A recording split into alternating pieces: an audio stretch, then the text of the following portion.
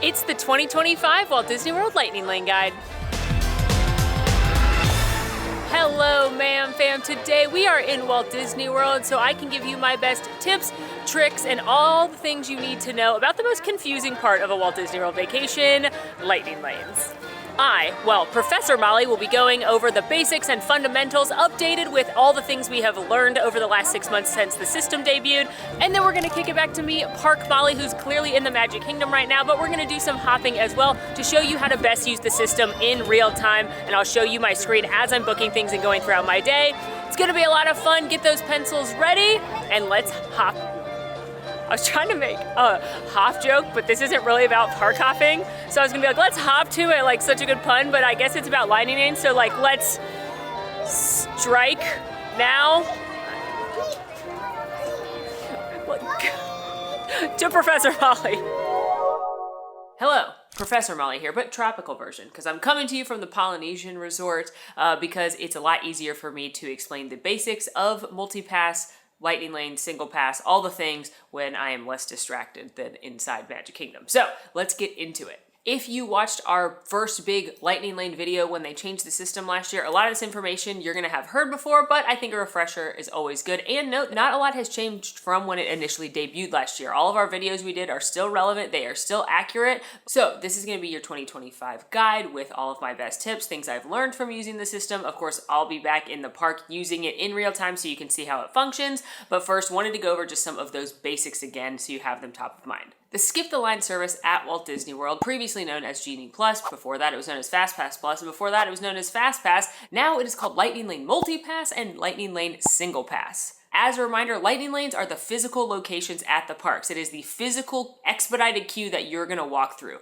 Both multi-pass attractions and single pass attractions have them. It used to be called the Fast Pass queue. So when you hear someone say, I'm gonna book my next lightning lane, or I booked a lightning lane, that's the same thing as saying I booked a multi-pass. So let's get into the big one, which is Lightning Lane Multi-Pass. Previously, this was called Genie Plus, but this is a one cost per person per day, and it gets you access at dozens of attractions around Walt Disney World at all 4 parks. Price does vary based on the time of year and park that you're going to. For example, today, a Tuesday in January, Lightning Lane Multi-Pass at Magic Kingdom would cost $29 per person, EPCOT $21 per person, Hollywood Studios $24 per person, and Animal Kingdom $16 per person. However, on December 31st, one of the busiest days of the year, it cost $39 at Magic Kingdom, $32 at Epcot, $35 at Hollywood Studios, and $29 at Animal Kingdom. So as you can see, less expensive to book Animal Kingdom versus Magic Kingdom, and the crowds are going to impact the cost. Now, there are a few perks that come with purchasing MultiPass. In addition to the expedited queue service, you're also getting all your on-ride photos. Those are included. You can download those for free. So any ride photos that you get taken on Pirates of the Caribbean, Tiana's Bayou Adventure, Expedition Everest, Legend of Forbidden Mountain TM, any of those rides, you can add them to your account, and those are included, as well as those photo filters that really no one uses and everyone forgot about, but they are kind of fun. Those are included with you when you purchase MultiPass. When it comes to booking both your multi-passes and your single passes, all your lightning lanes, Walt Disney World Resort guests can book them 7 days in advance of their check-in day for their entire length of stay. So if you have a week-long vacation, 7 days before that check-in day, you can book for your entire trip for both, again, your multi-pass lightning lanes and your fancy ride lightning lanes. Non-resort guests can book 3 days in advance. Note that some multi-pass tickets will allow you to book for your entire length of stay, again, starting 3 days before the first date of that ticket, but a lot of tickets, like annual passes, like myself, you have to book those day by day for your trip. Obviously, for the purposes of this video, I booked as a resort guest, so I was able to book a week out. And in all of the Lightning Lane videos I did, as well as just using the system for other content last year, this is a true advantage of being a Walt Disney World Resort guest. Many times as a non-resort guest, there was no availability when I was able to start booking for Tiana's Bayou Adventure, Slinky Dog Dash, or a lot of the fancy rides. So this really is a good perk of staying at Walt Disney World. Regardless of when your booking window opens, that 7-day or that 3-day, booking starts at 7 a.m. Walt Disney World time, Eastern time. And an important note, when the system first launched, international guests, with the exception of Canada, were not able to book until they were on US soil, meaning our friends from the UK, anywhere else in Europe, South America, Asia, none of those guests were able to book in advance, which did put them at a disadvantage. But from what I have seen announced, Disney has corrected this, and international guests can now use those 7 and 3 day windows that are applicable. If you're an international guest and that's not the case, let me know down below. But from everything I've seen, researched, and heard, they have fixed that. So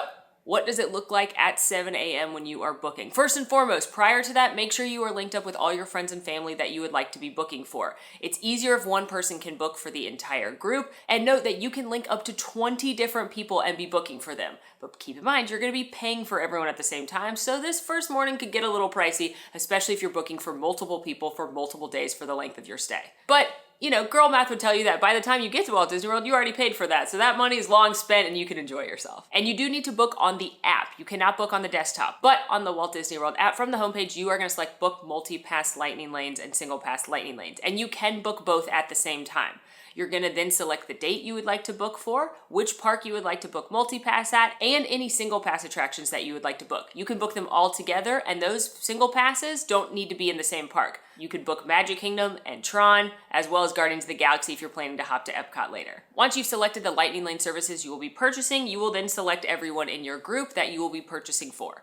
At that point, you will be brought to a page to allow you to choose your selections. Select the attractions you want. You can try and modify the times later. You can do a couple minor adjustments and look around, but I do recommend being pretty quick as you're able to book this, and then repeating the process for every day. Note, once you have selected everyone in your group, you have to purchase it for everyone in your group, which is especially noteworthy when it comes to the single pass attractions. So if you've got 10 people in your party that you're buying for, but only 5 people want to buy Tron, you are going to have to book those 5 people separately on Tron, otherwise you're paying for the entire group to get Tron.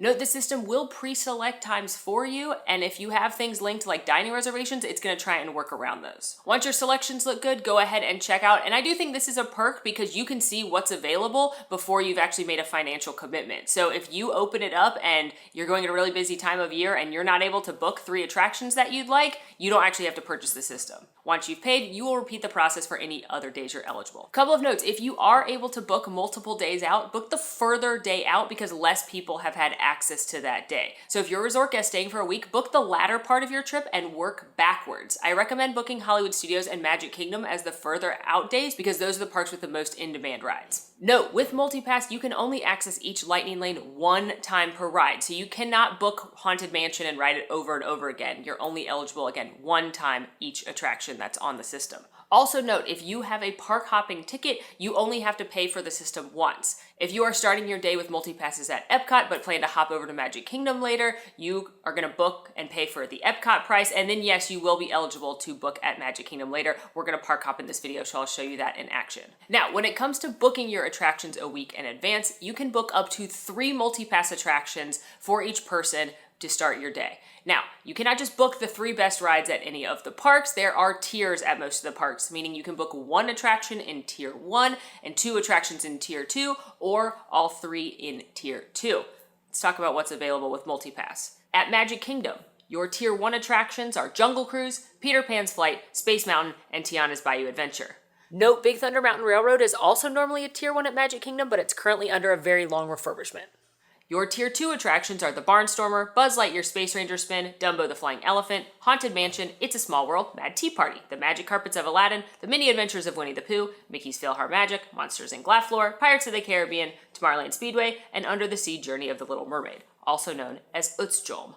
At Epcot, your Tier 1 attractions, Frozen Ever After, Remy's Ratatouille Adventure, Soarin' Around the World, and when Test Track reopens, it should be in Tier 1. Your Tier 2 attractions are the Disney and Pixar Short Film Festival, Journey into Imagination with Figment, Living with the Land, Mission Sposs, The Seas with Nemo and Friends, Spaceship Earth, and Turtle Talk with Crush. At Disney's Hollywood Studios, the Tier 1 attractions are Mickey and Minnie's Runaway Railway, Millennium Falcon Smuggler's Run, Rock'n' Roller Coaster, starring Aerosmith, Slinky Dog Dash, and your Tier 2 attractions are Alien Swirling Saucers, Beauty and the Beast Live on Stage, the Disney Junior Play and Dance, For the First Time in Forever, a Frozen Sing-Along Celebration, Indiana Jones Epic Stunt Spectacular, Muppet Vision 3D, Star Tours, Twilight Zone Tower of Terror, and Toy Story Mania.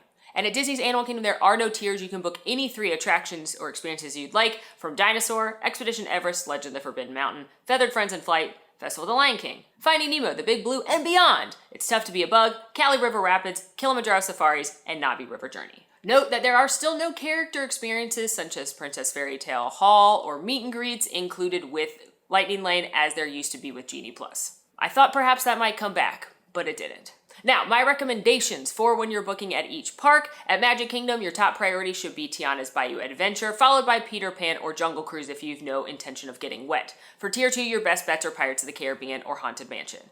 At Epcot, Take your pick. Remy's Ratatouille Adventure and Frozen Ever After are both very popular, so it's kind of which one's more important to you, but I do see that Remy's tends to run out a little faster than Frozen if you're undecided. As far as Tier 2 goes, Mission Space runs out somewhat quick, so does Spaceship Earth, but Tier 2 is not as in demand as some of the other parks at Epcot. At Disney's Hollywood Studios, Slinky Dog Dash, definitely the most popular choice for Tier 1. For Tier 2, true great choices with Tower of Terror and Toy Story Mania. I'd go for both of those. And at Disney's Animal Kingdom, Navi River Journey tends to run out the fastest, followed by Expedition Everest, and then usually Kilimanjaro Safaris or on a hot day, Cali River Rapids. Those would be my recommendations and top priorities, but if you don't want to ride one of the things I just said, you're not interested in one of the things I just said, some good choices next would be the other Tier 1 attractions in whichever park you're in. So if you're at Magic Kingdom and you don't want to do Tiana's, again, then Peter Pan or Jungle Cruise, then Space Mountain or Big Thunder Mountain Railroad, which is currently under refurbishment. If you don't want to do Remy or Frozen, then I would do Soarin', or when it comes back, Test Track will definitely be popular in the mix there, especially since it'll be new. If Slinky Dog Dash doesn't appeal to you, then the next thing that runs out tends to be Rock and Roller Coaster, followed by Millennium Falcon Smuggler's Run, and finally Mickey and Minnie's Runaway Railway.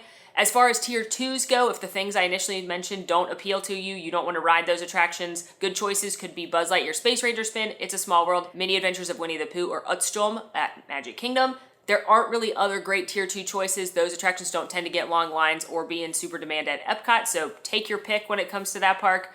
At Hollywood Studios, Alien Swirling Saucers tends to run out somewhat quick. Indiana Jones Epic Stunt Spectacular is the show that runs out the fastest, and then Beauty and the Beast, if it's somewhat busy, that could be a good choice. And at Animal Kingdom, Festival of the Lion King is a good one to lock in since that usually does have a pretty long line, so it's good to reserve your seat. Again, Cali River Rapids if it's a hot day, and Finding Nemo just to have a seat reserved. My lowest priority attractions, the ones I really don't recommend using Lightning Lane unless it's an incredibly busy day. Your lowest priorities at Magic Kingdom, Monsters Inc. Laugh Floor, Mickey's PhilharMagic, Dumbo, Mad Tea Party, Magic Carpets of Aladdin, Tomorrowland Speedway, and the Barnstormer. At Epcot, Seas with Nemo and Friends, Turtle Talk with Crush, Journey into Imagination with Figment, Living with the Land, the one exception being during the holiday season when the lights are happening, that's a good time to use it there, and the Pixar and Disney Short Film Festival. At Hollywood Studios, Disney Junior Live on Stage, Star Tours, Muppet Vision, and the Frozen Sing-Along. And at Animal Kingdom, Tough to Be a Bug and Feathered Friends in Flight. Those are all great what I call filler attractions, things that don't tend to have long lines, great attractions to pop in between some of these other more in-demand attractions and your Lightning Lanes you're booking. Now let's talk SinglePass. I like to call these fancy rides. So throughout the video, you're gonna hear me call them fancy rides, but basically these have not changed since Genie Plus rolled out. These are attractions that are so popular, so in demand, tend to be the newest and greatest attractions in Walt Disney World that they are not included with MultiPass, but they still have a Lightning Lane. In order to access that Lightning Lane, you are gonna have to pay a per person per cost for that attraction alone. Now, just like the MultiPass Lightning Lanes, the cost of these does vary based on the time of year you're going to and which attraction it is. The fancy rides across the parks are at Magic Kingdom, Seven Dwarfs Mine Train, as well as Tron Light Cycle Run. In Epcot, it's Guardians of the Galaxy Cosmic Rewind. In Hollywood Studios, it's Star Wars Rise of the Resistance. And in Animal Kingdom, it's Avatar Flight of Passage. Typically, Seven Dwarfs Mine Train is the least expensive of these, and Rise of the Resistance is the most expensive. The highest prices we've seen across the board, Seven Dwarfs Mine Train $14, Tron $22, Guardians of the Galaxy $19, Rise of the Resistance $25, and Avatar Flight of Passage $18, and that was on Christmas Eve. But usually you're gonna see them a couple dollars less than that throughout the majority of the year. Again, the booking windows for these are the same as MultiPass, and you can book them all within the same transaction as long as you're looking for things on the same day. You are allowed to book a max of 2 fancy rides per guest per day, but they do not need to be at the same park. So you can book yourself to start at Magic Kingdom and book Tron, and then also in the same transaction, book yourself Rise of the Resistance if you plan to park hop to Hollywood Studios later. I will note that fancy rides are one-place resort guests who have a really good advantage. Oftentimes as a non-resort guest, there are none available for me to buy once my window opens up. Now, possibly the biggest and only main difference with fancy rides now, as with the predecessor, is you can now modify them. You are able to change the time, the date, and even the ride pending availability. Now, one thing you should note is that if you are going from Seven Dwarfs Mine Train to Tron, it is gonna ask you to pay the price difference, but if you're going the opposite way, it's supposed to credit you so that you can use that towards another Lightning Lane purchase. That was a lot of talking. Let's actually look at what it was like a week ago when I was booking for my day today in Magic Kingdom. I knew I wanted to start at Magic Kingdom. I went ahead and booked Tiana's Bayou Adventure, as well as, again, the top 2 Tier 2 attractions I recommend, Pirates of the Caribbean and Haunted Mansion. There wasn't every time available, but there was still pretty good availability, so I went ahead and locked in those attractions. And one thing I love about the system now is you can modify in advance of going to the park. So throughout the next week, occasionally I would look and see if there was any modifications, and eventually I was able to line up this very lovely stack of those 3 attractions at my preferred times. Additionally, I went ahead and booked Tron Light Cycle Run, and I thought a park hopping video would be more fun, so I booked Guardians of the Galaxy Cosmic Rewind as well. Whilst booking, I did take a look at the other parks and noted that there was full availability at all 4 parks for every attraction that's open, including all of the fancy rides. Again, there wasn't every time available because there are a few people that can book ahead of you. If someone else had a 7-day vacation and it exists when my booking window starts, some things are gonna be taken, but I had no problems booking the attractions I wanted to book. Now, I also looked at the 3-day window for today to just compare the resort guest versus the non-resort guest inventory, and I was pleasantly surprised there was full availability when it came to multi-pass at Magic Kingdom, meaning Tiana's Bayou Adventure was available for non-resort guests, which is not always or usually the case, maybe because it's cold right now. They also still had some availability for Mine Train and Tron. EPCOT still had availability for Guardians. In fact, all of the fancy rides still had availability when I was looking through it as a non-resort guest. The things that had run out were a lot of good times for non-resort guests. So there weren't a lot of morning times, especially for those more in-demand attractions like Remy's Ratatouille Adventure, Frozen Ever After, Slinky Dog, Rock and Roller Coaster, as well as those fancy rides. But it's not a super busy time of year. Clearly, they've been messing with the algorithm and adjusting, and I was pleasantly surprised to see that as a non-resort guest, I still would have been able to book any attraction I wanted. I would have just had to likely modify what I call Fiddle Faddle and make some adjustments to get the attractions I wanted in the morning. But we had great success. I love that you're able to modify before you even get to the park to try and make those adjustments. And we've got about 30 minutes before our first lightning lane. So let's go. Made it into the Magic Kingdom, headed to our first attraction, but I did get a little distracted by some delightful streetmosphere. First of all, the Disney Adventure Friends Cavalcade was happening right when I walked in.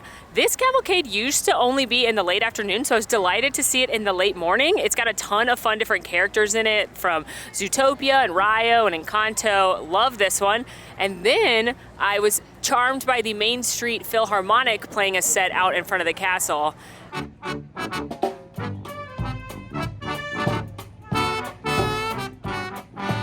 How can you not stop and enjoy these guys for a few minutes? Honestly, if you can watch them playing Disney music and the crowd singing and dancing along and not just be smiling, I don't know that this is the place for you. But now we are headed to Adventureland for our first attraction, Pirates of the Caribbean. Pirates of the Caribbean is my favorite attraction in the park, in all of Walt Disney World, actually. It is a classic, it is an icon, it is a family-friendly boat ride, but it still has a little bit of thrill. It's got that original music from Exitensio that we all know and love. But of course, in the 2000s, they did refurbish it to add in characters from the beloved films. So it's one of my favorite Disney attraction stories because you had this iconic, amazing attraction inspired the film, which then in turn re-inspired the attraction. To me, it's a near perfect attraction, at least the Disneyland version is, and it is a perfect use of a Tier 2 initial booking because it's very, very popular and it's a great ride you're obviously gonna wanna go on. It's a 30-minute posted wait right now, so I'm very excited to have a lightning lane. Obviously 30 minutes isn't that long in the grand scheme of things, but just the idea that I don't have to wait 30 minutes really excites me. Also, they're opening a Pirates of the Caribbean themed lounge here later this year, and I'm literally giddy about it. Methinks the lounge will go right here where the Pirate Leagues used to be, hence the construction walls on the lightning lane. I have a feeling that wait time's about to go up too. All right, I have tapped in at Pirates of the Caribbean. I have confirmed there's not a second touch point up ahead. Most attractions have the ability to have a second touch point to prevent line jumpers, but they don't always have it turned on. So it's an important question to ask because as soon as you tap in at your first attraction, you can go ahead and book your next one. You can always have 3 multi-pass attractions booked, and that's very important. So I'm gonna pull off to the side here to explain why and show you what I book. When it comes to multi-pass, not fancy rides, but when it comes to multi-pass, as soon as you tap in at your first attraction, you can go ahead and book your next attraction, which would be my 4th multi-pass lightning lane. But this is incredibly important because 1, you should always have 3 booked because the more you have booked throughout the day, the better bang for your buck you're getting. Number 2, once you've tapped into your first multi-pass, it doesn't matter if it's Tier 1 or Tier 2, it unlocks your ability to book more Tier 1 attractions. So if I wanted to book again at Magic Kingdom, I could book Peter Pan's Flight, Jungle Cruise, or Space Mountain, pending any availability. It also gives me the option now, if I wanted to modify any other Tier 2 attractions I have into Tier 1s. So if I wanted to modify Haunted Mansion into Space Mountain right now, I could. Additionally, tapping in at your first multi-pass unlocks your ability to park hop. So I'm now eligible to start booking attractions at other parks, and that does include Tier 1 attractions. So, as a pro tip, have one earlier in the day because you're gonna wanna tap in and unlock the ability to do all these other things. So if you are at Magic Kingdom and you couldn't get Tiana's Bayou Adventure or Haunted Mansion till later in the day, still try to have one relatively close to when you're gonna arrive at the park so that you can tap in and then start booking those better things as well. Now, one thing I highly recommend is on the My Day page, make sure you click the Get Started Now so that you can plan your day. You're gonna click Start Now and then select the day and the park that you're going to. You can do this in advance as well if you'd like. And you're gonna select your party. I'm not gonna select anyone but me.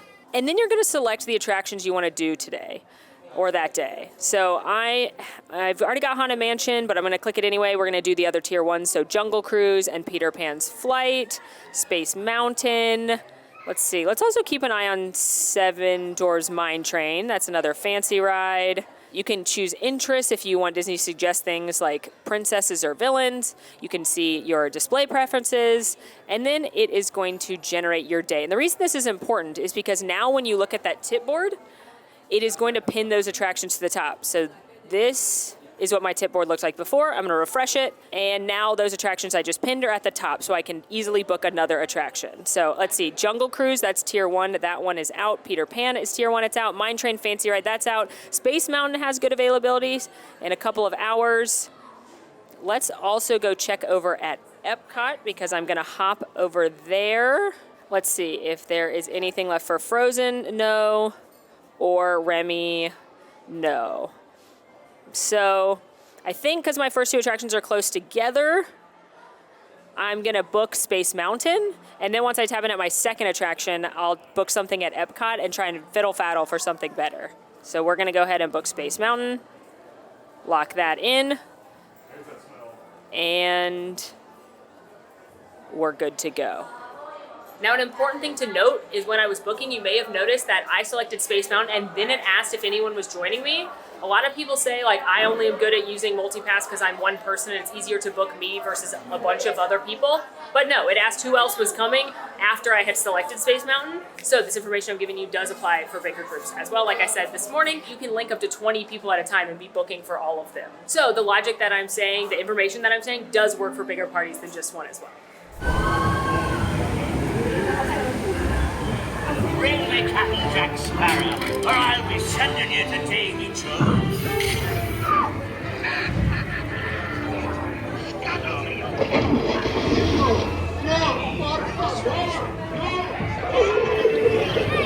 Send him hints to Davy Jones.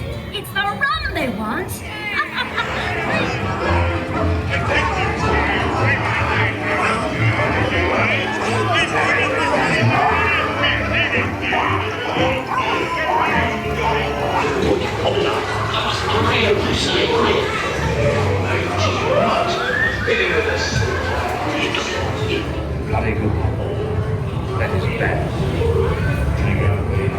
Pirates of the Caribbean, check, love it. And now we are headed to the newest ride in Magic Kingdom, Tiana's Bayou Adventure. Definitely the most popular ride. Glad we snagged that lightning lane. One thing I want to note is that while I was waiting to board into my boat on Pirates, I went ahead and did the select your favorites, plan your day thing at EPCOT as well. You can do it for multiple days. You're just going to scroll all the way down to the My Day tab, select plan for your next park, pick the next park, use the slider to guesstimate when you're going to be there, and then you can select those top attractions there as well, which means now when I look at my EPCOT tip board, the Tier 1 attractions, Remy, Frozen, and Soarin' are going to be pinned to the top there, so I don't have to scroll through like American Adventure and Figment to see what the Remy wait time is. Tiana's Bayou Adventure is the reimagined attraction here that opened up last summer, replacing Splash Mountain, but it's the same track, it's that same 50-foot drop. You're just now enjoying it with Tiana, Prince Naveen, Louis the Alligator, and all your Bayou friends. Plus, the music from Princess and the Frog, which absolutely slaps. Now, I'm not gonna lie to you guys, I forgot my rain jacket, and I hate getting wet, and it's a little chilly today. So we're making a little pit stop here in the co-op because I need a poncho. But isn't this gift shop so cute? We did a whole video and Tiana's Bayou Adventure came out with all of the merchandise, all of the details, Easter eggs, backstory, interviewed some of the Imagineers. So if you want to know more about this attraction, definitely go check that out. One of my favorite details though in the store is you've got this picture right here of Tiana making her gumbo with all of her Bayou critter friends. And you can see they all brought different ingredients, like the rabbit has got some carrots, Mongo the frog there is chopping, mincing some mushrooms, but Larry the alligator brought a license plate. It's right here in the gumbo pot. It all made it in. I don't know how Tiana didn't notice there was a license plate in there, but maybe it'll add flavor. All right, here we go. Ready. Now, do as I say, not as I do. I highly recommend bringing a rain jacket and a hat to ride this attraction, or bringing your own dollar poncho that you got at a dollar store or off JeffBezos.com. Not spending $10 on a Disney poncho, but you know what? $10 well spent if I don't get wet. Tiana's Bayou Adventure is absolutely the most popular attraction in this park, especially on MultiPass, especially considering Big Thunder Mountain Railroad. It's currently closed for a year-long refurbishment, making the Tier 1 attractions even more in demand, especially the thrill rides. Also, pro tip, if there's something you don't want to get wet, you can ask nicely for a clear merchandise bag at the shop right here, and then you can fold it up and keep it in your bag. You'll never know when you need a plastic bag. I often carry Ziplocs as well in the park, but I'm gonna put my camera in there because it's too big to fit in my purse. Tiana's Bayou Adventure has a 40-inch height requirement, and if you're not paying for MultiPass or you're not able to book a lightning lane for it, you're gonna have to do a virtual queue. There's no standby way to just go wait in a line for this attraction. Quick reminder of how virtual queue works. It's open at 7 a.m. and 1 p.m. If you have a ticket like an annual pass that still requires park reservations on certain days, you do need a Magic Kingdom park reservation. For the 7 a.m. drop, you do not need to be in a park, obviously. You can be anywhere. For the 1 p.m. drop, you do need to be in the Magic Kingdom or have tapped into the Magic Kingdom. An hour before each drop, it will open up for you to be able to verify your group. You don't need to do this at 6 a.m. or noon on the dot, but a few minutes prior to the drop, definitely check on there. Make sure everyone you're trying to book for is all linked up and you're ready to go. Then, pro tip, use a world clock to count down so that at 6:59:59 or 12:59:59 on the virtual queue page, you can hit refresh. Keep clicking that same spot. It will go to join virtual queue. Just click as fast as you can, and then hopefully you will be given a boarding group number. This number will get called back in order, and once your group is called, you will have a limited amount of time to return to the attraction to ride. Typically, it's an hour at Tiana's Bayou Adventure, and make sure you arrive within that hour. They will not let you in later. If you are going this route because you are unable to book a lightning lane or you want to try and ride it twice, I highly recommend trying at both 7 a.m. and 1 p.m. to greater your chances of getting a spot. Now note, the virtual queue is not expedited. That's the lightning lane, so you could still wait upwards of an hour. It's just guaranteeing that you have a spot in the attraction queue. To check the status of the virtual queue, you can look at the boards around the park as well as look at your app, and you can see your boarding group and what boarding group they're calling so that you can roughly gauge when you should come back. They often also give you an estimated return time so that you know not to get in a very long line if you're gonna be estimated called back within the next 30 minutes or so. Good. All right, there's no second touch point on, which means I can go ahead and book my 5th MultiPass attraction for the day. I'm gonna pull off here and do that so other people can go ahead of me so I can talk and look live in real time. All right, let's start with EPCOT and see if I can get anything there. Nothing for Frozen or Remy, that's not surprising. Lots of availability at Soarin'. Let's see what's available here. I think I'm gonna book at EPCOT though. Nothing at Jungle or Peter Pan. I think I'm gonna go ahead and book Soarin' and then try and fiddle faddle it for Frozen or Remy. But real quick, let's take a look at the other parks just to see what their availability looks like. At Studios, I'm just looking for the big ones. Mickey and Minnie's, which is a Tier 1, has availability. Hey, Choo Choo. Mickey and Minnie's Runaway Railway, which is a Tier 1, has availability at 6:10. It's currently about 1:30. Millennium Falcon Smuggler's Run Tier 1 has availability at 3:10. Rock and Roller Coaster Tier 1 has availability at 4:55. Slinky Dog Tier 1, nothing. Rise, which is the fancy ride, nothing. Toy Story Mania, which is a Tier 2, has availability very soon, as does Tower of Terror, which is awesome. And let's check Animal Kingdom. Again, there are no tiers in Animal Kingdom. There is availability for their fancy ride Flight of Passage. Dinosaur, very soon. Everest, very soon. Safaris, very soon. Navi River Journey is out. But let's go ahead and lock in something at Epcot, and we can try and fiddle faddle it momentarily. All right. There's no way I'm going to get there at 1:30. So one thing I like about this is you can choose the time. It's not first available, so it gave me 1:30 because that's next available. But I'm going to go ahead and click Modify Time and scroll over to like 5. And continue. And we are locked in for Soarin' at 5:05. I feel like they turned the music up in the queue, and it is jaunty and fun and jazzy. Now, I do want to point out, this is the biggest difference between the standby and the lightning lane. You can see through the glass Tiana's kitchen, but it's kind of warbly and you don't get a great view. But there is still lots to look out in the lightning lane. There's lots of Easter eggs to the backstory. It is cute, and there are some fun details that you can really only see well if you are in the virtual queue line. But that looked like it was an hour wait, and I would rather wait what's probably going to be 10 minutes to get on the ride than an hour. Let's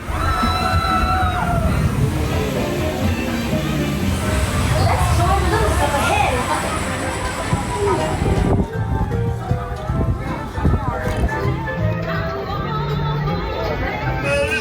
Good news.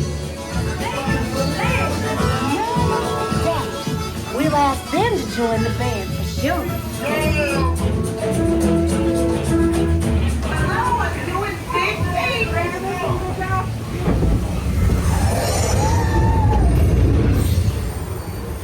Where'd they go? We lost it.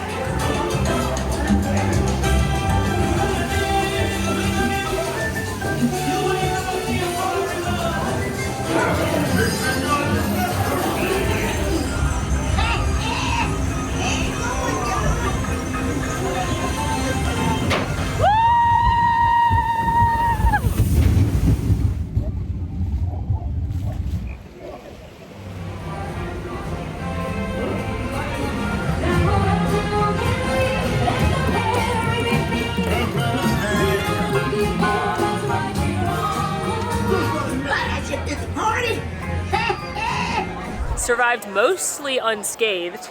You can see one big splash got me. But besides that, dry. Right in the back, that's the tip. Actually, the front is the best view. And if you do follow Molly's Patent Water Ride outfit, which is a hat and a rain jacket, just hold on to your hat, because if you lose it, you're literally never getting it back off this ride. It works better. But I sat in the back and had a poncho, and I survived. Also, it's very good the photos are included, because this is definitely a memory I want to cherish right here. That's a good photo. Also, though, I noticed a detail I hadn't before. At the end of the attraction, after you see Tiana and the party, but before Mama Odie, look on the right-hand side, and you're going to see 2 frogs, which are, of course, a nod to Tiana and Naveen when they're frogs. But the new thing I noticed was these stars shining brightly, which is a beautiful nod to Ray and Evangeline. And I was like, I don't remember seeing that, so I texted Alan if he could go look at footage from the last time I rode this, and it wasn't there. So that must be a new addition, which is very sweet. Also, that gives you some insight into my brain, because it's constantly scanning for new details and things to point out. Okay, great news as well. After I tapped in, I booked Soarin', and while I was waiting that few short minutes to actually board the ride vehicle, I fiddle-faddled, and I was able to swap that into Remy's Ratatouille Adventure. So we have that now. Let's discuss fiddle faddling, shall we? Okay, I came over by Bigfoot Around Railroad because, again, it's closed right now, so I could be out of the way, and it's quiet over here. And funny thing, LOL, on all the notice signs, it says closed until further notice, and it says if you have any inquiries, check in with you, be patient. That's Patient Pants joke here in Frontierland. Okay, let's talk about fiddle faddling. Fiddle faddle is a term I coined back with FastPass Plus, so 2 iterations ago, but don't have the copyright to, obviously, because there's a snack called fiddle faddle. But fiddle faddling is just using the modify feature to your advantage. Like Professor Molly mentioned, you can modify attractions as soon as you have booked them, a week out from your trip, up to before you get on the attraction. And modifying allows you to change that attraction to another attraction or change the time of that attraction, obviously all based on availability. So if you go to modify an attraction, you are gonna see that up at the top, it's gonna show you if there's other availability for that ride, and then the bottom of the screen is gonna be other availability. What I call fiddle faddling is just refreshing this screen over and over again, hoping that the availability changes either to a time that you prefer on that attraction or to a different attraction that maybe said it didn't have any left. as people's plans change, especially the day of, as the park inventory changes and the attractions see how many people are working their way through the attractions, that availability can change. And so by fiddle faddling, you could snag a lightning lane for an attraction or for a time that previously wasn't available. Now, if you are fiddle faddling prior to being in the park or prior to tapping into that first attraction, you're only going to be fiddle faddling within that park. So when I was fiddle faddling prior to getting here to see if I could get better times for Haunted Mansion or Pirates of the Caribbean, I was seeing other times for that ride up at the top and then other availability in Magic Kingdom down below. But as soon as I tapped in on my first attraction and I unlocked all of those things after Pirates of the Caribbean, now you can do what I call the mega faddle. Because if you go to modify an attraction, it's not only going to show you availability for that ride. It's not only going to show you availability for the other rides in that park, but you can now flip through the screen and see the availability across all 4 parks. The mega faddle. So you keep refreshing either by clicking in between the 4 different parks, because each time you click a new park, it's going to refresh, or if you pull down, it's going to refresh back to Magic Kingdom, as well as refresh the current attraction up at the top with new times possibly. And that is the secret to my success. Never being satisfied with what is initially given to me. I book it, especially if it's an attraction I want that I know is hard to get, and then I fiddle faddle it as I'm going throughout my day, and I have a few minutes to see if I can get a better time or better attraction. So in this case, again, I booked Soarin', and I was fiddle faddling while in line, and I spotted a time for Remy's Ratatouille Adventure. So I clicked it really fast, and I was able to book that instead. But I was mega faddling on the screen. I was looking at both Remy's Ratatouille Adventure, Frozen Ever After at Epcot, and seeing if anything repopulated for Jungle Cruise or Peter Pan's flight here. And that's it. That is the #1 best tip I have for you for using the system, is use the modify feature, fiddle faddle it, see if you can get better options. Don't be satisfied with what it gives you initially. Now, obviously, you don't need to spend hours on your phone doing this. That is one complaint about the use of the system in the phone, is that people spend too long on their phones. And if you get an attraction you really want and it's a couple hours away, that's probably good enough, and you can just spend the time in between doing non-lightning lane attractions, character meet and greets, eating, entertainment, etc. But if you don't see Remy's Ratatouille Adventure initially, don't give up, because a lot of the time you can get it to come back with just a little fiddle faddling. I think it took a total of 120 to 150 seconds for me to fiddle faddle and lock in Remy's Ratatouille Adventure. Now, as a pro tip for the fiddle faddle, make sure you move quick. If you see the thing you want available, click it as fast as you can, because you can get what I call getting got by the lightning lane, which means someone else clicked it faster.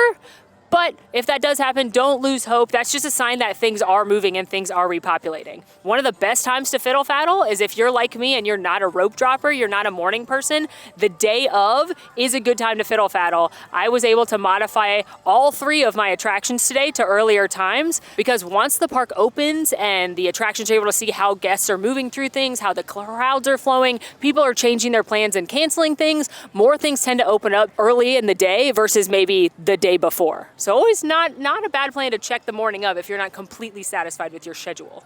Headed to our 3rd attraction. This is the 3rd one I booked with my initial booking a week ago, Haunted Mansion. Haunted Mansion, I would say, based on watching the system for 6 months, is the most popular tier 2 choice here at Magic Kingdom, so a great one to snag. And as you know, both this and Pirates, tier 2 on the charts, tier 1 in our hearts. But honestly, one of the best attractions of all time. And I love that this and Pirates are tier 2, because it makes me feel like the Magic Kingdom purchase gives me a little more bang for my buck. If I'm getting Tiana's or Space or Peter Pan or Jungle Cruise and Haunted Mansion and Pirates, even if I just get those 3 things, that's pretty good. And as you know, we're not gonna stop there. We're gonna fiddle faddle and we're gonna get other great things too.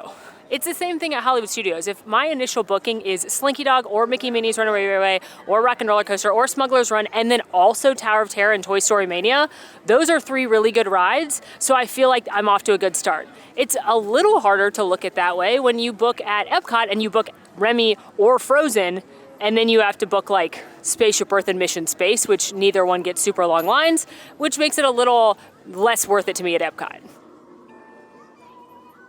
Thank you. And then Animal Kingdom, depending on when you go, normally has the shortest line, so kind of just depends if you should use it at Animal Kingdom. I've been at Animal Kingdom when it's really, really busy and it feels very worth it to purchase this, and I've been to Animal Kingdom when it's not busy and nothing has longer than like a 20-minute line. So when people ask me which parks they should do multi-pass at, if you don't want to purchase it for all of them, Magic Kingdom and Hollywood Studios for sure, in my opinion. And I have a park-by-park video as a non-resort guest that I filmed last year. Again, none of the information is outdated. You can see me use the system in real time, how I recommend using the system, which is booking as early as you can, filling in with filler attractions, fiddle faddling, etc. You can see it broken down park by park, which I highly recommend for planning purposes. Haunted Mansion, opening day attraction here. I say it almost every time, but I do believe this is the most beloved and cult classic Disney attraction on planet Earth. Family friendly, anyone can enjoy this one, but we all know it's got those chills and thrills to keep the whole family entertained. And now that I have tapped in, you guessed it, I can book another one. So let's see what is available. Probably here. I'd like something to fill in between now and Space Mountain, which is in about an hour.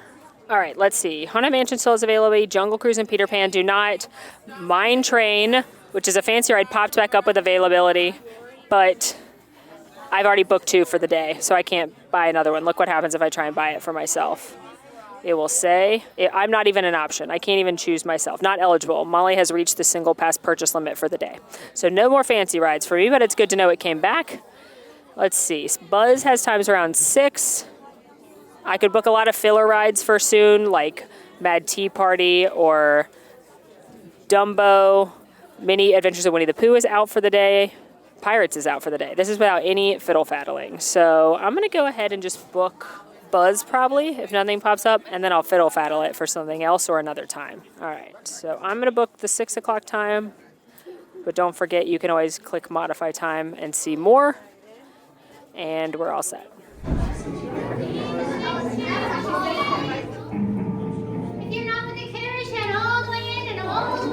There's no turning back. Do this chilling challenge to find a way out. As a pro tip, in the stretch room, if you want to get out the fastest, stand near the ballerina. If you want to hear the gargoyles whisper creepy things like, get out, or stay together, stand underneath the old lady on the gravestone, because you'll be out last. Spirits are highly sensitive to the haunted mansion.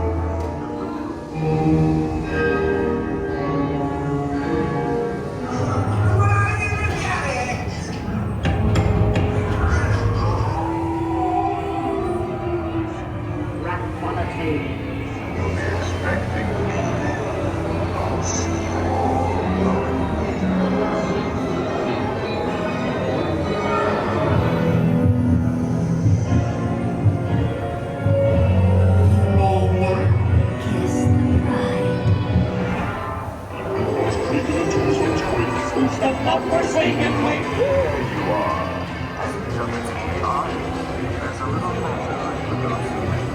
Banger, as always. Gotta love the Haunted Mansion. And good news, as I was waiting to board my Doom Buggy, I was able to quickly fiddle faddle that Buzz Lightyear into a Peter Pan's flight. It is for much, much later after I'll be in the park, considering I have a fancy ride and Remy's Ratatouille Adventure booked over at EPCOT. But I went ahead and snagged it, and I'm gonna fiddle faddle, play around with it, see if I can move it up or switch it to another ride. But like I always say, if you see a ride you want, snag it and see if you can manipulate it later. So in the meantime, I've got about 25-ish minutes until my next lightning lane. So I'm gonna do what I tell all of you to do. Go get a snack. The best park days are not just lightning lane, ride over and over again. It is that wonderful, beautiful mix of multi-pass and fancy rides and using standby and snacks and shows and entertainment. And your girl's hungry. Came to see Gaston at his tavern, and the rumors are true. He does in fact use antlers in all of his decorating, and grabbed what I think is a very underrated savory treat here in Magic Kingdom, the ham Gruyere tart. It's basically a puff pastry crust that's nice and flaky and buttery, and it's got big globs of Gruyere cheese and nice salty ham on there. Comes with chips. I got a cup of water. Don't forget those are always complimentary.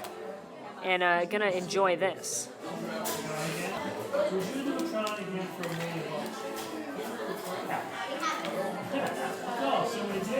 I've said it before and I'll say it again. This park, in my opinion, has the worst food. So anytime I can find a delicious treat, especially a savory treat, I'm gonna share it, and this one is really good, and this is such a fun themed dining location. You can get some good sweets here. You can get the gray stuffed cupcake. I hear it's delicious, as well as the iconic gigantic cinnamon roll and the LeFou's brew, which is a non-alcoholic apple slushy drink. All those things are really good, but if you want savory, don't sleep on this. All right, spent a few more moments fiddle faddling and was unsuccessful at moving up Peter Pan's flight or switching it to Frozen. So now I'm headed to Tomorrowland, where I have 2 experiences booked. And something interesting happened that I was gonna bring up in this video, and Tron just gave me the perfect segue. If you have a lightning lane booked for an attraction and it closes for some reason during that window, either technical difficulties or perhaps weather if it's an outdoor attraction, you are going to be issued automatically what's called an experience redemption. The Disney app will send you a push notification about this. You can also view it in My Day, and you'll know it's an experience redemption because it'll say that as compared to saying Lightning Lane at the top of it, again, on that My Day tab. When you're issued an experience redemption, it is for anyone that had that Lightning Lane booked at that same attraction when it reopens, or in some cases, you can use it at other attractions as well. Looks like Tron is having technical difficulties, so I was issued an experience redemption to ride Tron at any point once it reopens. Now, as a reminder, Tron is a fancy ride, so I can only use that at Tron. I can't go redeem it at Peter Pan's Flight because that's a multi-pass attraction. If this had happened at a multi-pass attraction, it will provide you options. Again, you can ride that attraction once it reopens, or it'll give you a list of other experiences it works at. Now, if you had one booked for the Barnstormer and it closes because it's raining, you're not gonna be able to go use it on Space Mountain. It's not gonna give you that good of options. But it may let you use it on Haunted Mansion or Mini Adventures of Winnie the Pooh, which is arguably better than the Barnstormer. So make sure you always go check that out. Additionally, experience redemptions do not count as lightning lanes. So if that was a multi-pass lightning lane you had booked, make sure to go book another one because that does not count as your 3. And it doesn't count as a fancy ride either. So technically I could go book another fancy ride as now I only hold 1. Maybe I'll go see if Mine Train's open. Hold on. It's temporarily closed. So is Tron. I doubt it since it's 3:30 day of. I doubt there's any availability at Mine Train, but it's also temporarily closed. So it and Tron must be conspiring together to be the fancy rides closing. I don't know if they're rebelling. I don't know if they've talked. If are the dwarves on the grid? Oh my gosh, this would be terrible.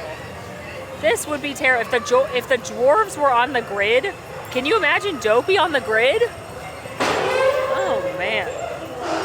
Anyway. Theoretically, I could book Mine Train if it was available, but it's not, so let's go ride Space Mountain. I literally think Mine Train could hear me saying that it was closed, and I was literally sitting right there. I made it to right here and looked at the tip board again, and it's open. So, you showed me, Mine Train. Still no lightning lanes, but that's funny. Hey, Tron, bet you won't open right now. Bet you won't. You wouldn't dare open right now. Seeing if I can, bully Tron into opening too. I know you're not open right now, Tron, but it'd be a lot cooler if you were. I'd forgive you for all those murders of the people in the grid. In the meantime, while Tron lets those sick burns sink in, let's go ride Space Mountain, for which we also have a lightning lane for. Space Mountain, again, a tier 1 attraction here at Magic Kingdom. Not as in demand as far as numbers go as Tiana's or Jungle Cruise or Peter Pan's Flight. Remember, a lot of this is a numbers game, and it all depends on the capacity of the attraction and the load and unload times. There's a whole big mathematical algorithm as to how many lightning lanes they can give out for each ride. So, Space Mountain, incredibly popular, but has a higher capacity and a faster load and unload than Jungle Cruise, so therefore tends to have the most availability of the tier 1s in this park. So it's definitely a great one to use a lightning lane on, especially right now it's at 35-minute wait, and it's definitely about to go up with all these people coming over from Tron, but it's one I would book second or third when it comes to booking those tier 1s. Space Mountain has a 44-inch height requirement, and it is a rickety rocket roller coaster that takes you through the stars and sends you on your own space mission. And what's very important about Space Mountain is that its 50th birthday is tomorrow. Space Mountain opened up on January 15th, 1975. And it is one of the rare exceptions where the original was here in Walt Disney World as opposed to Disneyland. So I think that's pretty special. Now you can't film on the attraction, so any footage you see is from previous footage, but let's go to Spas. Now I did just confirm with the cast member that there is another touch point up at the top of the queue, so I can't book another one until we tap in there. But we'll see what we can find. And hopefully Tron got my message by the time we get out of here. Thank you.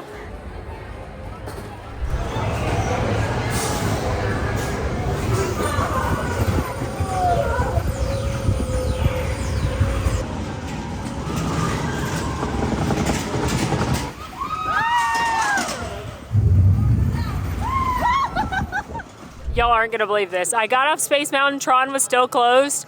So I said, you're really disappointing me, Tron. I'm not mad, I'm just disappointed. Came over here to Joffrey's Revive to get myself my beloved Shaky Jamaica, and Tron heard me and it's open again.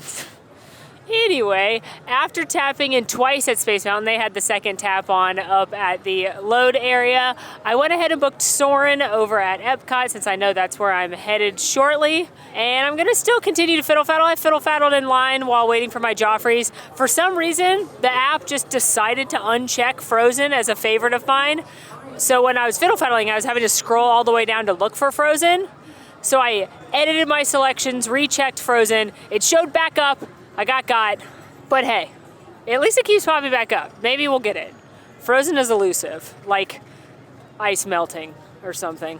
So current status, I have Fancy Ride for Tron, Fancy Ride for Guardians of the Galaxy over at Epcot, and Multipass, I have Remy's Ratatouille Adventure, and Soarin', as well as Peter Pan's Flight, which I'm currently trying to fiddle faddle into an earlier one here, or Frozen at Epcot. Tron was $21 today for my Fancy Ride Lightning Lane, which is definitely quite steep, especially when you start adding it up for a bunch of people. So the good news is Tron's no longer operating on a virtual queue. It is a standby line or a Fancy Ride. You no longer have to worry about virtual queues at 7 a.m. or 1 p.m. for this one. You can just get in line.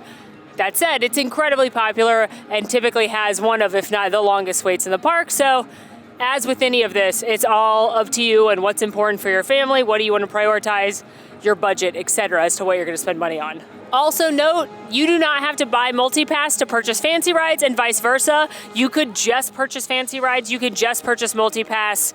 It's all up to you and your family.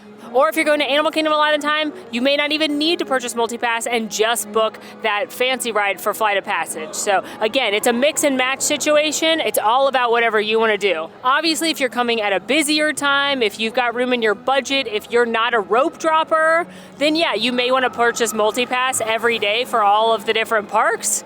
But if you are going to get up early, if you've got extended hours because of your resort, or maybe you've paid for an after hours, then perhaps there are days you don't need to purchase Multipass. Tron is a good time, especially if you haven't ridden it yet, and especially if you can ride it at night. This whole canopy right here lights up and it's incredible. That's definitely the best part of the ride, is the beginning outside launch, 0 to 60, and you're gonna go through this large setting out here, and then you're gonna vibe around inside for a little bit. Tron is one of those where you definitely don't have to have seen the films. I haven't seen either to enjoy yourself. My only complaint about this attraction truly is that it's very short. It's about a 70-second coaster. Tron has a 48-inch height requirement. Another important thing to know about Tron Light Cycle Run presented by Enterprise TM is that it does have a very unusual seat. It's straight over from Shanghai Disneyland, and it's a motorcycle seat where you're gonna have to lean forward and pull down a back brace, which is gonna be what holds you into the attraction. Again, it is very unusual, and therefore not everyone is gonna be comfortable or able to ride this attraction. So I highly recommend coming to this test seat right outside, making sure that you're gonna be comfortable in there before you get in line and wait a long time to only find out it's not gonna work for you. One note is that there are modified seats on certain cars in the back that are like a standard roller coaster seat, so you can talk to the cast members about using one of those. There it goes. Thank you. All right, let's enter the grid, baby. Fully tell you that going through the Lightning Lane means you will miss literally nothing when it comes to the queue. The queue's the same. The long part of the queue is out here and inside, but the cool parts of the queue, you're not gonna miss, so there's no disadvantage in that way to go in the Lightning Lane. They actually have the cool part of the queue turned off right now, which I understand it's to get people through the queue faster, especially because they had a downtime. They're now trying to get through as many people as possible, especially since people like me were issued that Experience Redemption Pass. So there's gonna be more people going through the Lightning Lane than normal. which is my friendly reminder right now to pack those patient pants always when you're visiting theme parks. But also note that a lightning lane does not mean immediate access. It just means greatly reduced from the posted attraction time. So, especially if there's some kind of downtime, you may still wait 10 minutes or so to get on the ride, but you're gonna wait significantly less than the standby queue, so that's the perk. Now note at Tron, you're not allowed to bring anything on, so you're gonna wanna use a locker. You can use a magic band or a key, or if you don't have one, like I use my phone, you get a card from the cast members. Just gonna tap that on there, and this is where I leave you.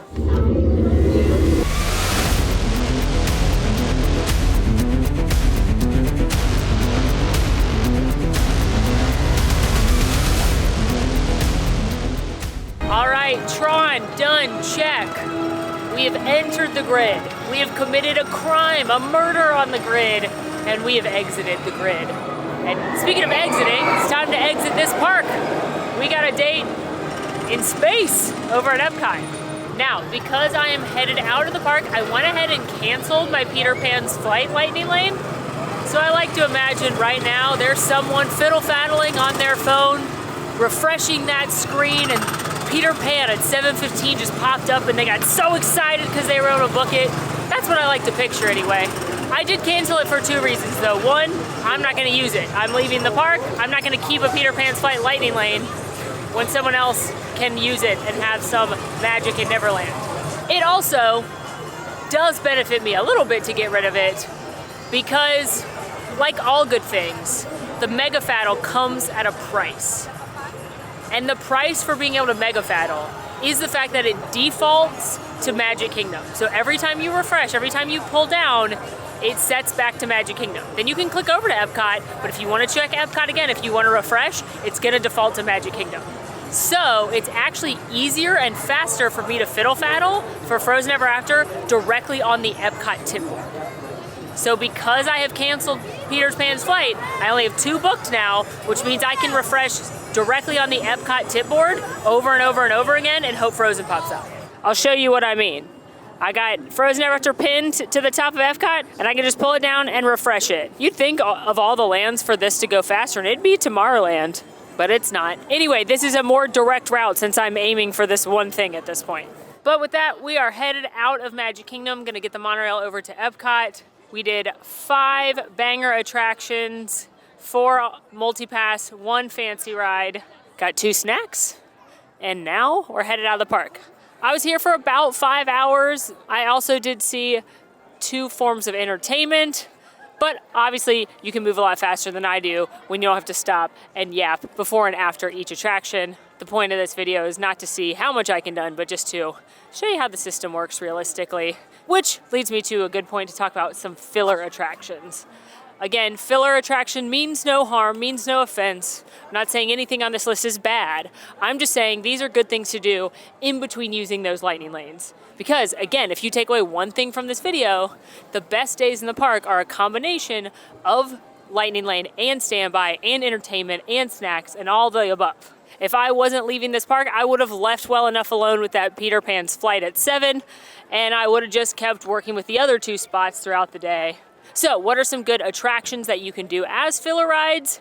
This is in addition to, again, getting a snack, seeing a live stage performance, meeting a character, doing some shopping. Here at Magic Kingdom, some great filler rides include the Swiss Family Treehouse, Magic Carpets of Aladdin, the Enchanted Tiki Room, the recently updated Country Bear Jamboree Musical Review, It's a Small World, Mickey's PhilharMagic, Prince Charming Regal Carousel, Enchanted Tales with Belle, Under the Sea Journey of the Little Mermaid, Utsjolm, if you will, Dumbo the Flying Elephant, the Barnstormer, Tomorrowland Speedway, and perhaps the best filler ride, the Tomorrowland Transit Authority People Mover.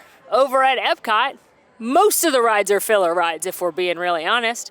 I'm talking Grand Fiesta Tour, The Seas with Nemo and Friends, Turtle Talk with Crush, Journey into Imagination with Figment, Living with the Land, Spaceship Earth. All of those tend to have low waits and they're delightful attractions that you can fill in between those e-tickets. At Hollywood Studios, a lot of the fillers are going to be shows. Things like Muppet Vision 3D, for the first time in forever, a Frozen Sing-Along celebration, Beauty and the Beast live on stage. On certain days, Indiana Jones Epic Stunt Spectacular. Walking through Walt Disney Presents. And see it while you still can, Lightning McQueen Racing Academy. It's closing this year. Over at Animal Kingdom, great fillers include things like It's Tough to Be a Bug, also closing this year, see it while you can. Feathered Friends in Flight. Headed up to Rafiki's Planet Watch to do the animation experience or the affection section where you can pet a goat, as well as the animal trails in both Africa and Asia. On the monorail, headed to Epcot. So I'm gonna do a little wait time check. It's about 5 o'clock. Let's see what the wait times and the availability looks like across all the parks. This is without any fiddle faddling. All right, we got Buzz 20 minutes at 6:55 Lightning Lane. Still Lightning Lanes at Mansion. Plenty at Small World. 40 minutes at Jungle Cruise, no Lightning Lanes. Nothing left at Winnie the Pooh. Nothing left at Peter Pan's Flight, I know. Nothing left at Pirates. No fancy rides for Mine Train. 6:25, so about an hour out for Space. That's pretty good. Nothing left for Tiana's. Nothing left for Tron. All right, that'll do Magic Kingdom. Let's head over to Epcot. Literally. Oh my gosh. Stop. No way. Well, that's not what I meant to do, but we'll take it. That's hilarious. All right, well, that's good for me. Let's go see what the other Epcot times are like. That is wild. 55-minute wait at Frozen. There is no more virtual queue spots, I'm going to guess, or fancy rides not currently available for purchase at Guardians. No wait, plenty of times at Living with the Land and Figment. 5:45, so 30 minutes out for Mission Spas. Oop, Remy's is temporarily closed. Guess the rats are going crazy in the kitchen again. Soarin', plenty of availability. I'm going to guess 15-minute wait. Let's head over to Studios. Let's see. Most of the shows are done for the day, so you're going to see no availability there. You could still book Smugglers and Mickey and Minnie. Those are both Tier 1. You could not book Rock and Roller Coaster or Slinky Dog, which are the other Tier 1s. Rise has returned. That's fun. Tower and Toy, both out, both around 30 minutes. Those are the best Tier 2s there, so that's not surprising. And then let's head to Animal Kingdom, which I believe closes in 45 minutes. So there's not going to be a ton of crowds right now just because it's about to close. Most people don't hang around in the afternoon at Animal Kingdom. But there is availability at Flight of Passage for soon. There's availability at Dinosaur and Everest for soon. No more shows. Looks like Safari's is closed. Yeah, Safari's closed at 5, so that's gone, obviously. Navi River Journey's out. But I do recommend often visiting Animal Kingdom in the afternoon because so many people don't. As you can see, the wait times are very low. But anyway, we got Frozen now. And just like that, we have made it into the experimental prototype community of tomorrow, Epcot, where we have a date with the Guardians and our fellow Terrans. I literally can't believe that I booked Frozen as I was showing you the wait times. Okay, if that's how we get it, that's how we get it, but that's just funny. Guardians of the Galaxy Cosmic Rewind is once again the fancy ride here at Epcot, and like Tiana's Bayou Adventure, it is only available via Lightning Lane or virtual queue. The virtual queue rules are the exact same as Tiana's Bayou Adventure. 7 a.m. and 1 p.m. are the drops. If your ticket requires it, you do need an Epcot reservation for the 7 a.m. drop, which can be booked anywhere. For the 1 p.m. drop, you do need to have tapped into Epcot. One thing I will add about virtual queue, if you are eligible for extended evening hours, which is a perk only available to Disney World Deluxe Resort guests and Disney Resort Villa guests, it's when one of the parks, usually Magic Kingdom or Epcot, are open for a few extra hours just for those guests.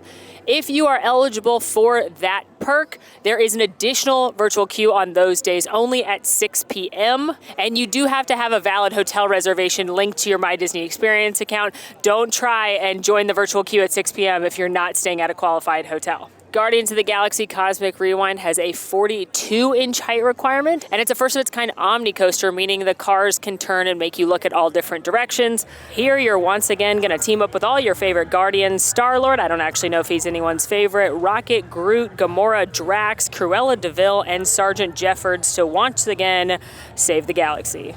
And the most fun thing about this, besides the backwards lunge, is the fact you don't know which of the 6 songs you're gonna get, so it's fun to ride again and again. Except you literally can't ride it again and again. You could ride it like twice, virtual queue and then fancy ride. If you did qualify for the extended hours, then you could ride it thrice, because you can do the 6 p.m. one and the 7 or 1 p.m. one, and then a lightning lane. So it's fun to ride as many times as you're eligible. I guess you could say it's fun to ride again and again on different days. But look how long this line is right here. This is the return time. That's looking at least an hour if you're not going through the lightning lane. I'm not sure if it had a downtime earlier or what, but while the queue is cool on this attraction and you do miss a lot of it by going through the lightning lane, you also save yourself a lot of time.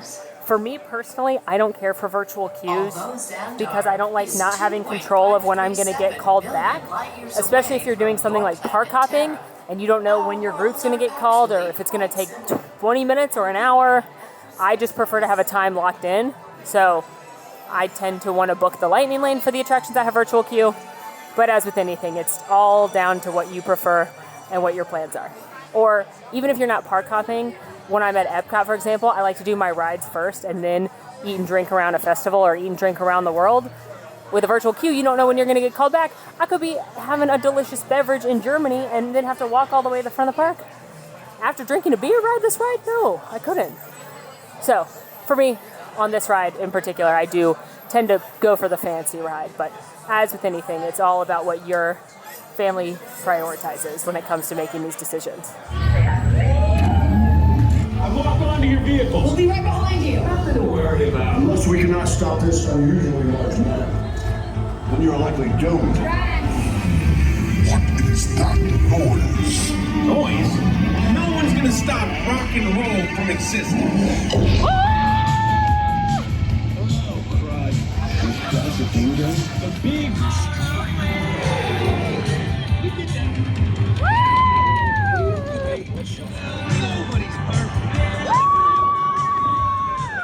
Drax, it's an honorary title. They're not coming with us. I see. Guardians of the Galaxy Cosmic Rewind, check. I do love that ride. It is so much fun, and maybe not fun for everyone, but I had a little ride delay that I've only experienced a couple times where they must have had a delay at unload or something. So at the part where you're supposed to shoot backwards, we didn't right away. We sat there for a little bit. There was some extra audio, which I have heard before, and then we just sat there in the dark. All the way back. all the way to the Big Bang? 95% certain. Which means there's a 5% chance we're just in a tunnel. A tunnel? In space? We've seen weirder things, Quill. I am Groot. Yes, like that. So you didn't know when it was gonna shoot back, so it made it more fun, but always, you never know what's gonna happen. I got the song I Ran, which is not my favorite, but what are you gonna do? But I noticed the guy in front of me was dancing and vibing, clearly to a different beat than I was. And I noticed when we got off that he had earbuds in. And I've seen people do this. They bring their AirPods and they play their own soundtrack. And I asked him what it was and he was like, I'm listening to September. That's why I'm never disappointed, which is funny. So that's something you could try. Pick a song and see if it works on Guardians, but you're on your own if you lose your AirPods. Also, gotta say, $18 for Guardians of the Galaxy Cosmic Rewind. Feels like better use of money than $21 at Tron. Both are fun, but Guardians is top tier. Now I'm headed across the way here to go into the Land Pavilion and do Soarin' Around the World. Made it to everyone's mom's favorite ride. Soarin' Around the World has a 40-inch height requirement, and it takes you on a hang glider as you soar around the world as you look at iconic places such as the Taj Mahal, the savannas of Africa, the pyramids of Giza, the Eiffel Tower, and more. Soarin' has been pretty popular ever since it opened almost 20 years ago. The Disney World version turns 20 this year, which hurts my soul a little bit. Thank you! However, it does not get near as long of a line as the other Tier 1 attractions in this park, which again are Frozen Ever After and Remy's Ratatouille Adventure, which is why this is definitely your last priority when it comes to Tier 1s in Epcot. Epcot's pretty hard to book tier 1s in right now, as you saw throughout the day today. You're usually lucky if you get Remy's or Frozen if you're hopping into this park. We were very lucky to get both today. And even if you're starting at Epcot, depending what time you start, it can be difficult to get both. I do think that will get easier when Test Track reopens later this year. Test Track will be another tier 1, but as it stands right now, because Soarin' isn't hard to get and there's pretty much always availability, everybody with MultiPass is fighting for Frozen or Remy, which is what made it so tricky.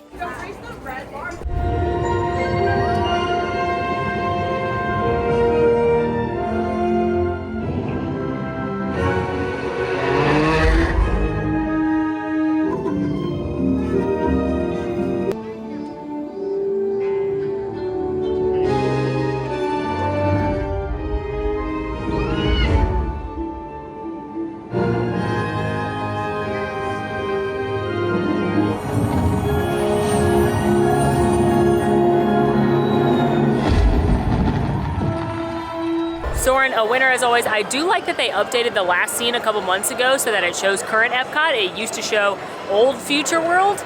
Okay, so technically when I tapped into Soarin', I could book another one, because again, you can always have 3, but I didn't book another one, and if I'm being real with you, that's gonna be my last ride at the night. I know that I have Remy's Ratatouille Adventure and Frozen Ever After booked, but I'm gonna cancel them. Someone else is gonna be able to pick them up, little pixie dust moment, and someone who's actually on vacation can enjoy those attractions, because I've made my point. I was able to get them, I showed how the system worked, I'm not doing any kind of challenge, so this video doesn't need to be longer just because I could go ride those rides right now. Okay, now before I get into today's recap and just some final tips and tricks for using MultiPass and SinglePass Lightning Lanes, I would be remiss to make a whole video about Lightning Lanes at Walt Disney World and not talk about Lightning Lane Premier Pass. Lightning Lane Premier Pass is a new part of using Lightning Lanes that debuted last year. It has the same booking windows as MultiPass or SinglePass. Resort guests can book 7 days in advance for their whole trip. Non-resort guests can book 3 days in advance. Lightning Lane Premier Pass gives you all of the Lightning Lanes in that park, both MultiPass and SinglePass, so fancy rides, for one cost. It additionally does not require you to make any time reservations, so you can go to any of the rides whenever you want throughout the day, one ride only. You still can't rewrite anything. It also is not eligible for park hopping, but theoretically it would be a much easier day because you don't have to pre-plan when you want to do things. You don't have to worry about fiddle faddling for anything. You just know that you've got every single Lightning Lane, fancy rides included, when you walk into the park that day. It functions very similarly to Universal's basic Express Pass, not the Express Unlimited, because with Unlimited over there, you can ride everything. We've got videos on that if you're going to Universal. But basically, it's just you pay for it, you show up, you ride the rides you want in that park. The reason I've not done a video on this yet, because it does sound like a nice product, is the cost. Like everything, the cost does vary by date and what park you're going to. But for Animal Kingdom, it starts at $119 per person and goes up to $199 per person. Epcot, $149 to $249. Hollywood Studios, $249 to $349. And Magic Kingdom starts at $329 and goes up to $449 per person and does not include your park ticket. The fact that you can't park hop with this or ride anything is wild. To me, I think this product is good in theory, but that price tag, absolutely not. So I have not done a video on it because I don't personally see the point of purchasing this product. When most days at most parks, Magic Kingdom being the exception, you can go all in MultiPass and Fancy Ride for less than $50 per person. It's wild to me to spend $450 to Lightning Lane everything at Magic Kingdom and you can't even park hop. Especially when you consider how many things do you actually need to Lightning Lane at all of these parks. Sure, Christmas week, New Year's week, it's really, really busy and everything can get 30, 40 plus minute waits. But on a normal day, if you're paying the lowest cost for Magic Kingdom, $329, as you saw throughout the day today, you only really need Lightning Lane at like 7 things.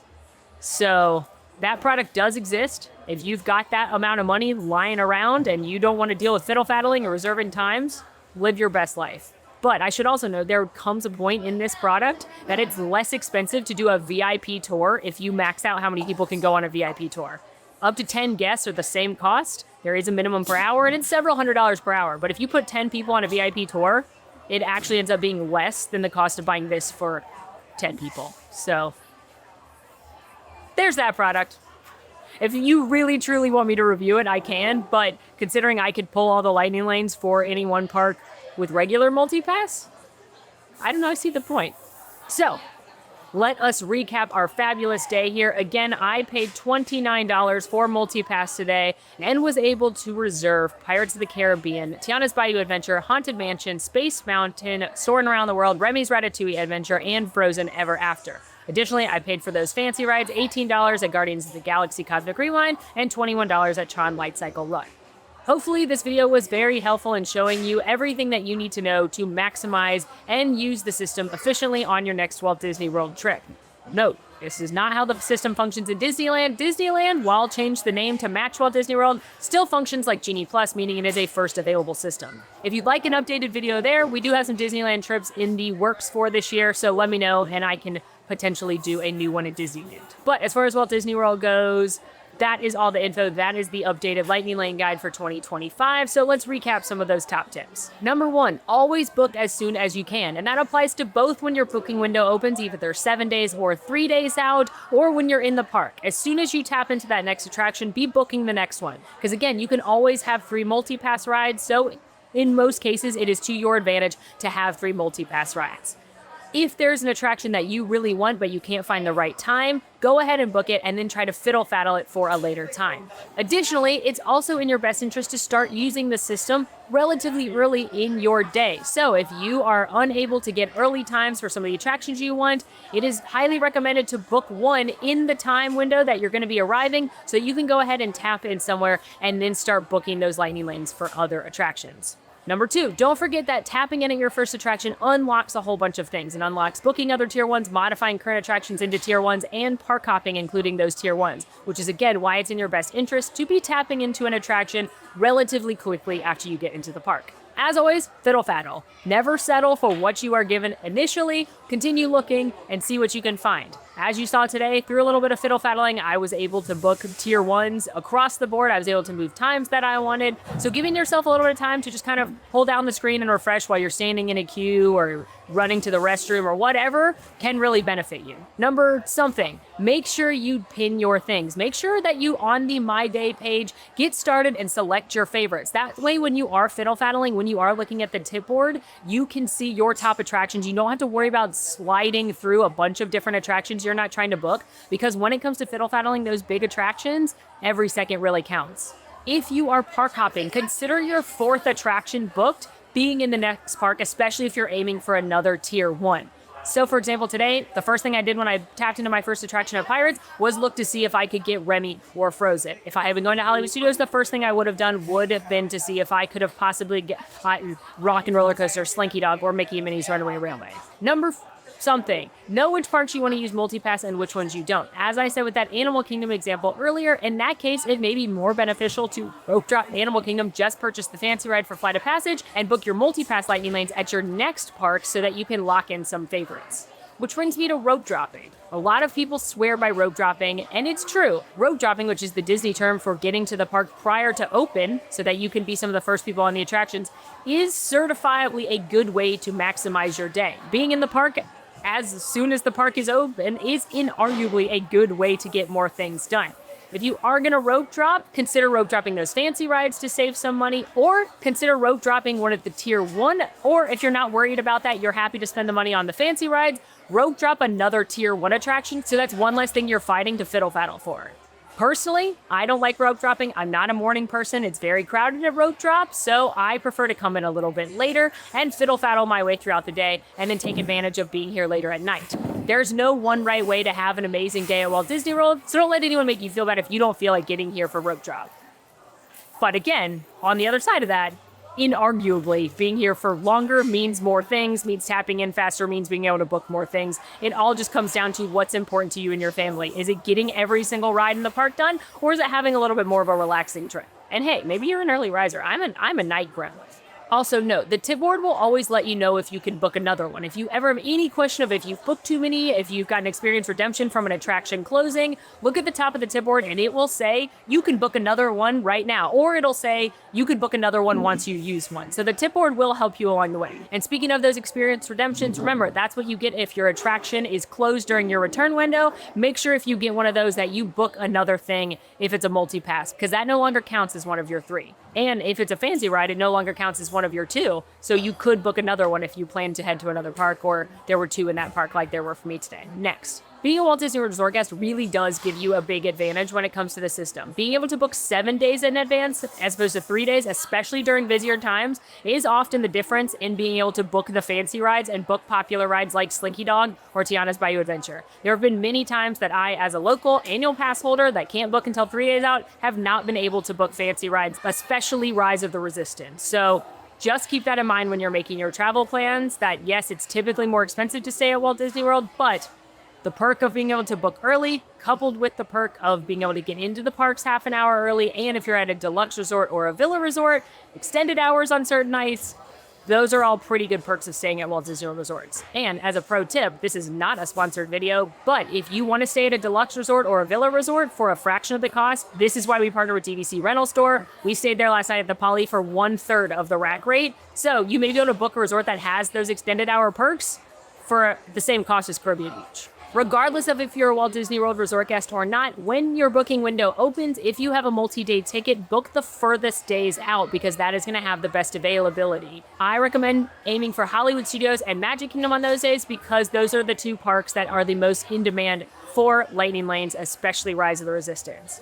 Overall, I think Hollywood Studios is the hardest park to use the system at because there are so many e-ticket attractions and then kind of stuff you don't need it at. Magic Kingdom, there's so many attractions that it's valid on, and a lot of them are kind of that mid-tier attraction, so it levels out a little bit easier, and its quantity makes it easier to use when you're in the park as well.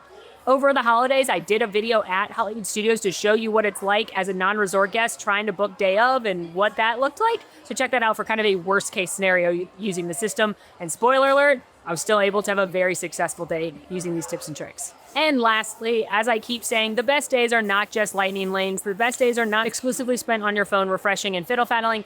The best days use a combination of standby, fancy rides, multi-pass rides, characters, snacks, entertainment, rope dropping if you want. So make sure, don't forget, you're on vacation. Have fun. There's a lot to stress over when it comes to booking and planning Walt Disney World. It is not a simple just show up vacation. And this system is probably the most confusing part of that. But once you get into the habit of using it, you will see that you can fiddle faddle your way into having a wonderful, wonderful time no matter the situation. Okay. And with that, I know that was a lot of yapping, but I do like doing this video every year as just a refresher because I know this is one thing a lot of people have questions about. It's, again, one of the most complicated parts of coming to Walt Disney World. And so I want to make sure everyone can have the best vacation possible. So here they are, all my 2025 tips, tricks, updates, now with more lightning, a little more fiddle, and a lot more faddle. Let me know what other questions you have down below. Make sure you go check out our other videos as well. Again, when the system debuted last year, I did a guide similar to this, but with a lot more comparing it to Genie Plus. I did a video series as a resort guest to show you what that's like. I also did park by park videos as a non-resort guest. So there are so many Lightning Lane videos for you to check out. And in the meantime, friends, make sure to rate, review, subscribe if you are new, follow us on social media. And until next time, friends, I'm Molly, and it has been magical.